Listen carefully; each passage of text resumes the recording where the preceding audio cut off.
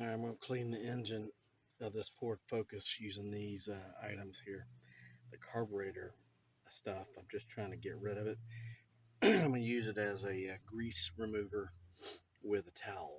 So I'm not going to put it in the engine except for just removing some grease on some of the either metal or hard plastic. So anyway, I'm going to go ahead and get started, and I'll take a picture of the engine here. Here's the before. It's quite dirty. It's got lots of silica, dirt, and some grease. So probably spend about 2 hours here and see how this thing goes.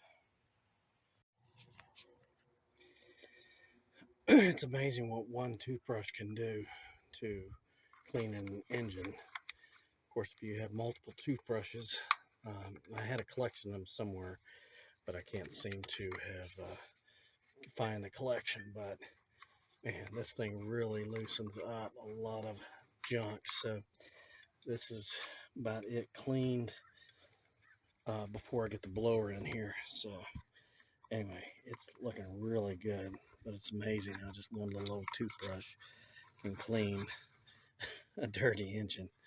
So I'm gonna get the blower in here and blow this thing out, get all the dust out, and then start wiping it down.